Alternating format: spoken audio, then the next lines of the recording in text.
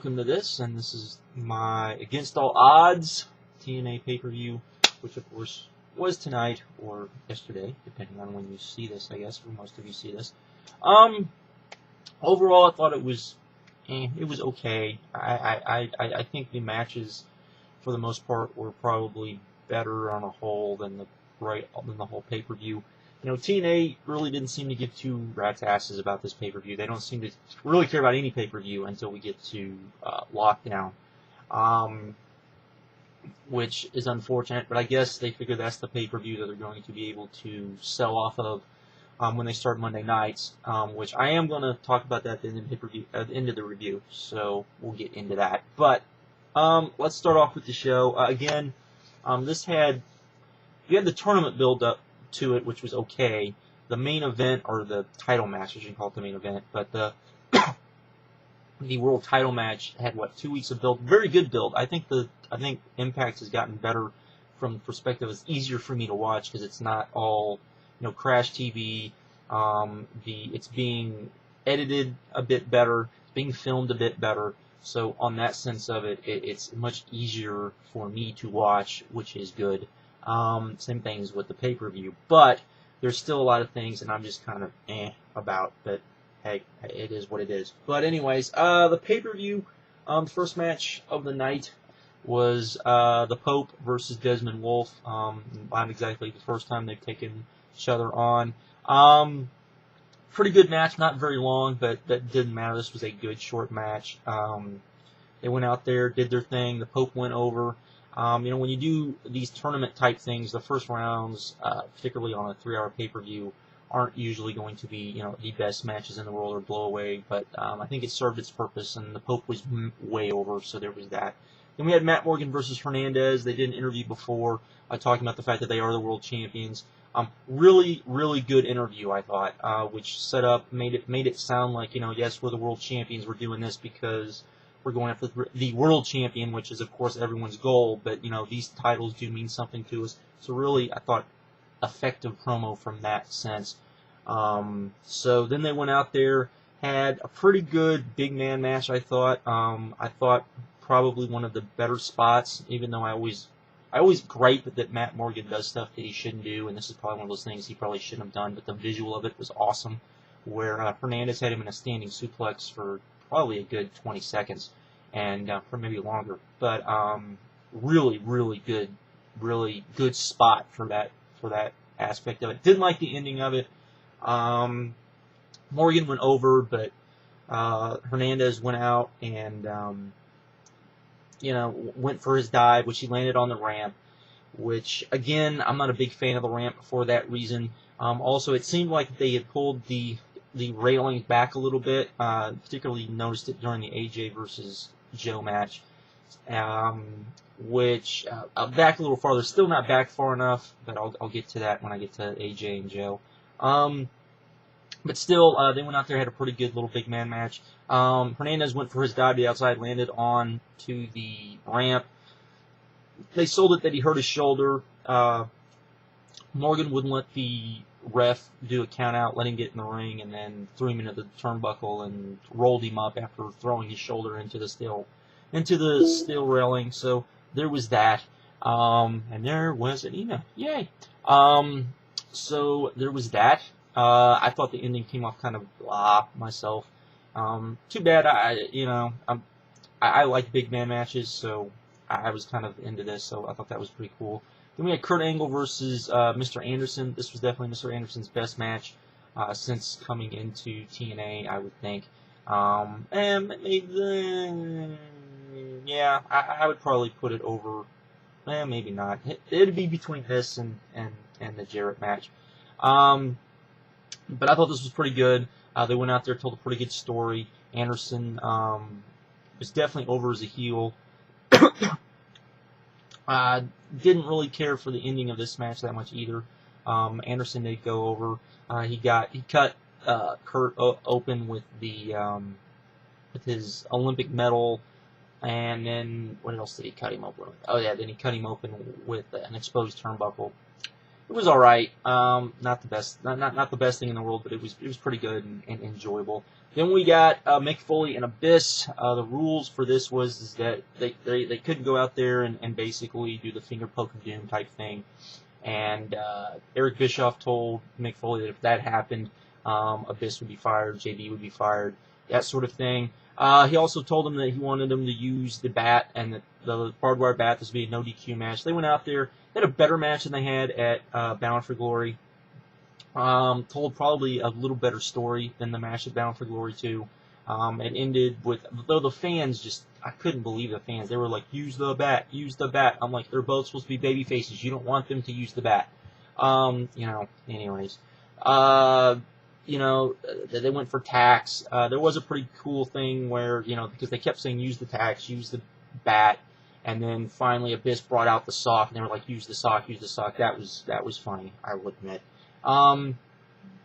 Abyss won with a Black Hole Slam onto some tacks on the Mick Foley. It told a pretty good story, but wasn't all that great of a match. We just kind of wanted it definitely to end. Then we got this beautiful, beautiful, wonderful match. Team 3D versus the Nasty Boys. I was not looking forward to this. I had not looked forward to this since, though I did think that both teams did a pretty good job promo-wise. Though I did find it funny that, it sounded like, it would be part of Team 3D's legacy if they beat the Nasty Boys. I was like, really? Are we really going there? Went out. I thought at first when they started the match what we were going to get was them just brawling, which I'd have been fine with. I think they'd probably be able to put on an okay match if they just did that. But then they went and started doing actual tag team stuff, which was not cool, was not good at all. And I thought this was just a wretched match, particularly after the fact that Jimmy Hart came out, cost Team 3D the match, and meaning we're going to get this again. And that's why I'm giving it a negative star, because this didn't end. This would have been, the thing about this pay-per-view is that you're doing a 3-hour pay-per-view, which means that the first and as many, since you're basically doing you're basically doing 8 guys, you're going to have the 2 matches that were not tournament matches, we're going to have to kind of make up for the first round matches. This definitely didn't do that. It wasn't going to do that. I don't know why you didn't put on one of the other tag teams. I don't know why these were the 2 tag teams that were on there. I don't know. Maybe them putting this on, maybe this got a better buy rate than I would think, but why this was on there, I cannot fathom. I don't know why you wouldn't put on something like, I don't know, Beer Money and the British Invasion, or anybody else that you could stick out there, or even X Division match. You're doing apparently all X Division pay-per-view next month, so So there was that. But this was wretched, particularly since we're going to get more of this, which I don't have to see. I don't think anyone wants to see, to be honest. Then we got the Pope versus Matt Morgan. This was pretty good. They went out. Pope won. Everyone was happy. Yay. Then we got Abyss versus Mr. Anderson. This was definitely better than their first match. This was so much better than their first match. This was actually okay. I thought. Some people maybe not think this. Maybe I'm being gracious to it. But I actually thought it was okay. And they went out there. Mr. Anderson won, which is what you needed to happen. So that was cool. Then we got AJ Styles versus Samoa Joe. The finals were going to be the main event, which I can understand. With Eric Bischoff being the special referee. Went out there, had the type of match you would expect AJ Styles and Samoa Joe to do. They could probably do it blindfolded. Again, the one I said I was going to talk about this, about the area between the ring and the guardrail. AJ almost got killed, I think, because of this. He took one bad bump onto the floor where he landed directly on his head. When Joe went for his dive, there definitely was not enough room for Joe to clear the ring and for AJ not to get pinned up against the guardrail, which didn't look good at all. So that is my biggest gripe with how they have it arranged now. Hopefully they fix that. And I know it gets more people in there, but people aren't paying to get in there anyway. So what the fuck does it matter if you got? Why can't you move the guardrails back so that the guys that are going to do the diving moves, which is what TNA is kind of known for, is to being more of a high-flying wrestling organization. Let those guys do it without killing themselves. Just saying. So, really good match. Great match, I thought. The ending wasn't all that great, where, they even explained the fact that they did the, Flair pulls out the ref doesn't DQ Flair or Bischoff didn't DQ Flair because, of course, the championship can't change hands. They did this whole storyline. Oh, I forgot to mention that when AJ walked out, he had a Flair-like robe, but then he flipped up and he had the hood, the AJ hood, which was kind of cool. Excuse me. In a cheesy type of way. It was one of those cheesy kind of cool things. Like I said, really good match. The ending was kind of where kind of AJ Joe was going after Eric for not counting the 3 when he was outside dealing with Flair. Joe got mad. They kind of sold the idea throughout the whole match that Joe was kind of a hothead, and that kind of cost him the match. Though Joe taking the Styles Clash and then a very, very slow 3 count being what beat AJ kind of on me. But anyways, still a great match, I thought. I even thought this screwjobby ending, I think, worked. It wasn't really the main event, so that's okay. So I'm okay with that. Then we got Mr. Anderson versus the Pope, and I actually had some pretty high expectations for this. I thought this would be a pretty good match. I thought Pope could go out there, but they let both guys do promos. Say what you will about Mr. Anderson's in-ring work. The guy is fabulous on the mic, and he was fabulous every time he was on the mic tonight, so props to him for that. Went out there, and then they let Pope get on the mic. He was awesome on the mic. And then Hall and Six-Pac attacked him, and it looked like he wasn't going to be able to make the match. He came out. Anderson looked like he was going to have the ref do a 10 count. He didn't do that. He wound up going out, beating Pope up, bringing him in. And they did this long, slow build, which was just so boring to watch. I know some people will say this told a great and fabulous story, and it told a good story, but it doesn't give a damn if it tells a good story if it's boring to watch trying to tell the story. You have to be able to tell a good story and make it entertaining. That's the flip side of it, and that's not what happened. Now, the last minute of this match was great, I thought, but everything leading up to it was just very slow, very prodding. It was just not that good at all. Definitely for a main event, and they gave this time. I think if they had let the guys just go out there, not done the run-in, not had Pope sell getting beaten up, and just had both guys just go out there and wrestle, I think it would have come off a lot better. But the way that they did it, even though they tried to have Pope go against all odds to win, stupid, was kind of moronic, and in my opinion, and they were trying to be too creative for their own good. Dave Meltzer had on his radio show, and I wanted to talk about this. I thought it was pretty. I think it has to do with this match. Both Eric Bischoff and Vince Russo have said that they don't think Stephanie is very creative.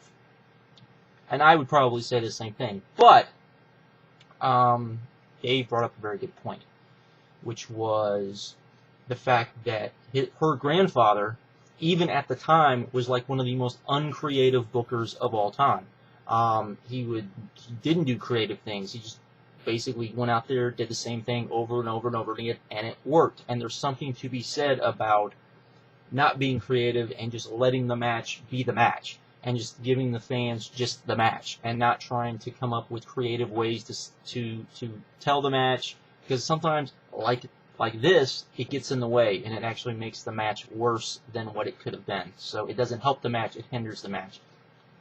So there was that. So overall, I would give this a 6.75. There's, for a tournament pay-per-view, 3-hour pay-per-view, this was not bad by any stretch of the imagination. There was some good stuff on here, I think, given that, but it felt very disjointed to me.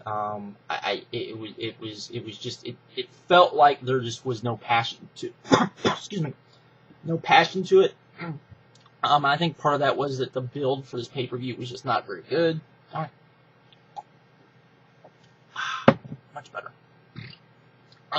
Was not very good, so we were stuck with what we got, and I think that kind of affected me a little bit. Did have one great match on it, but it also had one match that it was a negative star, so that should tell you something. That leads to, of course, tomorrow, supposedly, there's going to be a big announcement, or not supposedly, there is. There's going to be a big press conference with Dixie Carter and Hulk Hogan, and the announcement is said to be them officially going to Mondays live. And apparently I should say Mondays. What they're going to do is they're going to do what Raw used to do, which was they're going to tape. They're going to do one live Monday show, and then they'll do a taped show the next week. Live taped, that sort of thing. Which is probably good. You know, TNA doesn't have a lot of money, so it's a good way to not, to do that. And I think it will make the shows fresher because I think it will help in that way, and then it will make the shows fresher. So I think it'll be good. I think the ratings will probably go up. If those of you that don't know, the last 2 weeks the ratings have gone down back to their normal 1.2 type numbers. But I do think the show will go up just because it is on Monday. I figure they probably will bring in. I mean, the thing is, when they did the one Monday night show, they kind of blew their load in that they brought on all of these guys, and it was just, surprise after surprise after surprise. And then after you got the NWO thing, and you got the band and Hulk Hogan, this show just continually lost viewers. So I think that says a lot. I think that you're going to have to bring in somebody, Rob Van Dam, I would probably say, that people do see as a star and that people do want to watch. I think Rob Van Dam is one of those guys. I think Chris Jericho was a guy they could have brought in way long ago that was the same type of guy. I think it was a huge mistake not signing Chris Jericho when they had the chance. I wouldn't say that's the biggest thing that TNA ever did, though. To me, the biggest thing TNA ever did was to give Monty Brown the championship when they had a chance. Yes, that was that long ago. But if you think about it, if they would have given Monty Brown when they had the chance, would have had Monty Brown and Joe build up to a feud, and then you bring in Kurt Angle, which of course no one knew was going to happen. Imagine where the company might be able to be because you had built up two guys who are legit badasses that you could get behind, and then you bring in Kurt Angle, who people see as another legit badass, and then, yeah, just saying. But yeah, I really don't know how this Monday night thing's going to go. I know Spike, isn't expecting big, huge numbers, but they do want the numbers to be, 1.5, 1.4, somewhere around there. And I think they should be able to do that if they're live, myself. But we'll have to wait and see how it goes. Like I said, I think Impact has gotten better about how it's easier for me to watch, which is good. I still think that there are some problems with some other parts, particularly I don't think they're pushing the right guys, but we'll see how that goes. I think it's really hard to judge what they're doing until we get to Hard Justice. I mean, not Hard Justice, to Lockdown. I keep saying Hard Justice, fine, I mean Lockdown. To Lockdown, because I think that's the pay-per-view that they really, really are selling.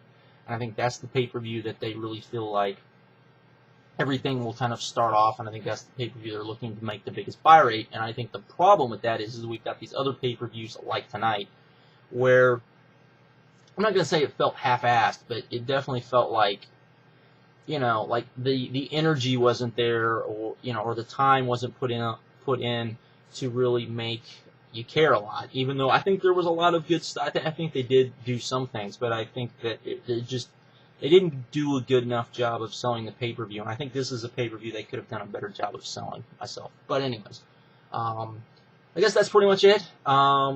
With that, I'm out. Everybody have a good one, and I will talk to you later. Bye.